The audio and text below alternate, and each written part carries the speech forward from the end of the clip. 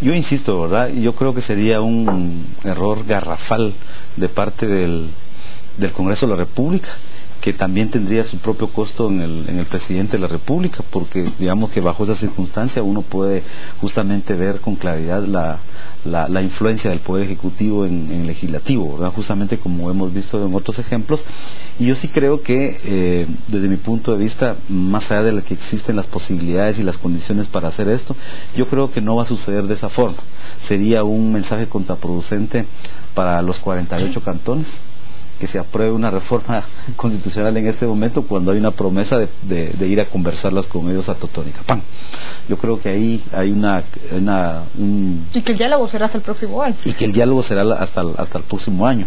Y yo quisiera ver también, justamente en los 48 cantones, en la sociedad civil en general, también una discusión amplia y una discusión de profundidad que nos permita tocar los temas importantes del país. Es que cuando uno habla de 5 ejes en materia constitucional, ¿verdad? Seguridad, justicia, transparencia, pueblos indígenas, sistema político, parecieran que son los temas que necesitamos discutir, pero cuando uno va al contenido, se puede dar cuenta que el contenido no es todo abarcativo y no contienen todos los puntos que uno quisiera. Y ahí yo creo que esos son los momentos de decir, estamos de acuerdo en estos 5 grandes ejes de reforma constitucional, tal vez la respuesta sea sí. Pero la otra pregunta obligatoria es, ¿estamos de acuerdo en el contenido de esas reformas constitucionales? Y ahí es donde creo que sí podemos aportar todos los ciudadanos de este país, un poco para dar las claves, para hacer las reformas mínimas, pero que sean aquellas que sean las absolutamente necesarias. El presidente de la República estaba proponiendo en principio alrededor de 55 artículos. Después la última fueron 36 artículos. Yo sí creo que pueden quedar menos. Creo que pueden quedar alrededor de unos 15, 20, pero que sean aquellas realmente que nos sacan de... Y que de esa manera nos haga crecer aún más la Constitución, que es perjudicial. En el tema concreto de la reforma a las reglas del juego o la estructura de los partidos políticos, la toca el presidente de la República en su propuesta de reformar la Constitución, pero paralelo el diputado Roberto Lejos y su agrupación, todos estamos interesados en el tema.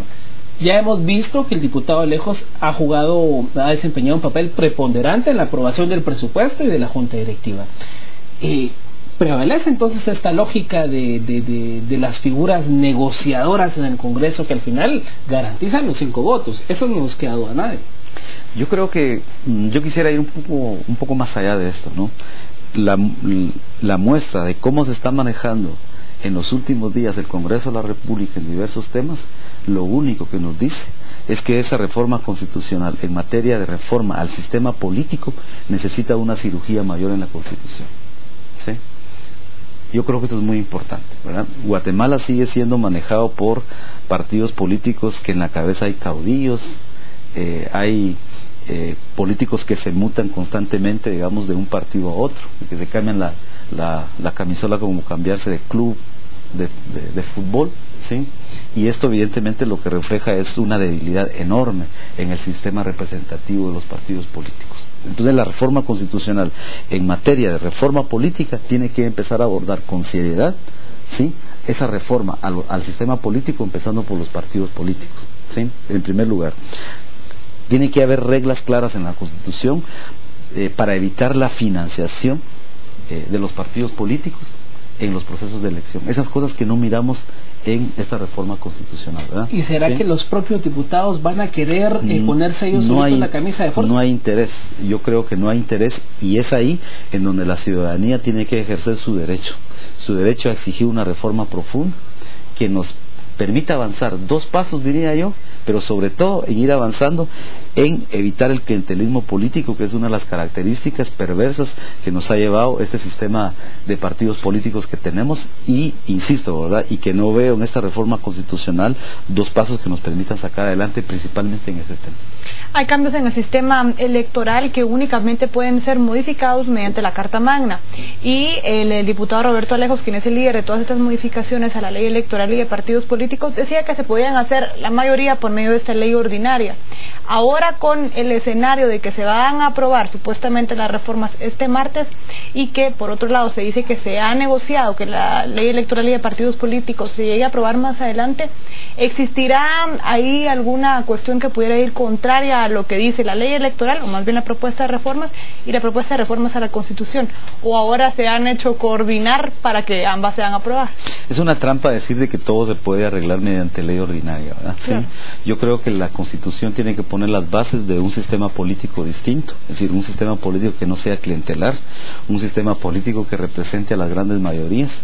Si uno hace un análisis muy rápido del Congreso de la República y uno pregunta a quién representan los partidos políticos en la actualidad, yo creo que la respuesta es bastante triste, ¿verdad?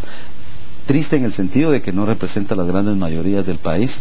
Tan es así que con las muertes de las 8 personas de Totonicapán no hubo un diputado distrital de esos departamentos que pudiera cuestionar seriamente la labor del Ejecutivo, la labor de las fuerzas de seguridad en esos hechos. Ese simple hecho demuestra que una reforma constitucional en este momento, en los términos planteados, es un maquillaje a lo que ya tenemos, y creo que no avanzaríamos definitivamente en esa perspectiva. Por lo tanto, yo diría, la Constitución tiene que poner las bases de una reforma política profunda en Guatemala, y después, entonces ya en la ley ordinaria podemos desarrollarla de mejor forma. Pero no se puede desarrollar una ley ordinaria lo que no tiene la Constitución. Eso no se da, ¿verdad? Por lo tanto, diría, pareciera que lo que se está buscando, y aquí lo voy a decir con la prudencia del caso y con el respeto, por supuesto, que merece la ciudadanía especialmente, pero pareciera que se estuviera buscando una reforma constitucional con determinadas componendas que hicieran realmente simplemente modificar algunas normas, pero sin hacer reformas profundas y seguir un poco en la misma dimensión.